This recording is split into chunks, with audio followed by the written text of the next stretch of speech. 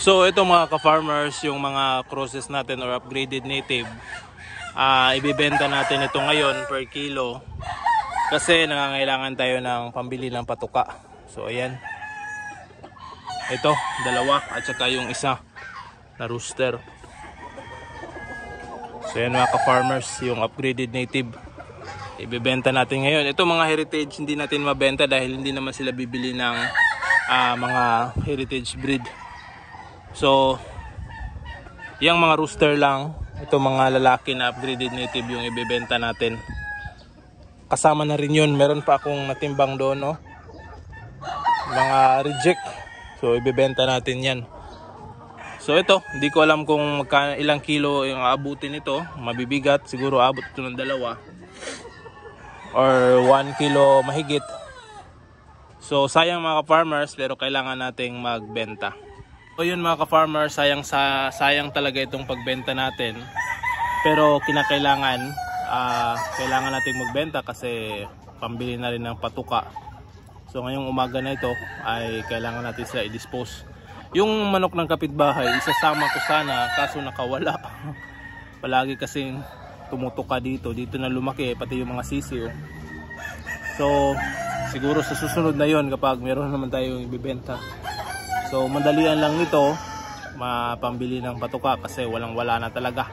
Meron naman mga ka-farmers pero hindi naman nakalaan para sa mga manok. Pero ito para sa mga manok natin, ganito talaga ang ating buhay dito sa manukan. Ang buhay ng mga manok natin na kung wala tayo, dito tayo papapunta sa mga manok. So bali sila yung ating let go para meron tayong makuha na pangbili rin sa kanilang patuka. So yun, titimbangin ko muna ito. So pupunta muna tayo doon sa bumibili ng manok mga ka-farmers ng per kilo. Alam ko mura yung bilihan nila, pero tatawad tayo na lakihan naman yung presyo kahit konti. Alright. So nanggaling na ako doon mga ka-farmers. Ang bilihan sana is 130. Pero kilala naman natin yung nagbebenta doon or bumibili. So na tawaran natin ng 150. So maliliit lang sana yung bibilhin nila, yung hindi aabot ng 1 kilo, pero sa kalaunan kinuha rin nila. So ito, idadalhin mo muna natin. So ito mga ka-farmers, yung mga lalaki aabot to ng 6 na kilo mahigit. At saka itong mga maliliit ay nasa mga 4 na kilo yata. So titingnan natin kung magkano doon sa kanilang timbangan. Alright, so ibibiyahe muna natin. Ano yun na? Biyahe mo na. Mid size. 5.9. 9 daw. Talo. Kanan ni.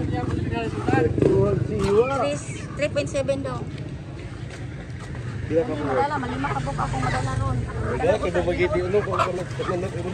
Mingaw day yung kuhan. So yun mga ka-farmers, yung per kilo na bintahan is 150 at yung kinita natin dito dahil umabot ito ng almost 10 kilos. So meron tayong 1,400 na kinita dito, 1,400 plus yung kinita natin. So yun ang panambili natin ng feeds, ang pampakain sa ating mga alagang manok. So hindi ko na na-videoan yung mga kasunod dito mga ka-farmers dahil umuwi na ako at bumili ng feeds para sa ating mga alagang manok. So yun lamang sa video na ito mga ka-farmers. Maraming salamat sa panonood at see you in my next vlog. Happy farming! Woo!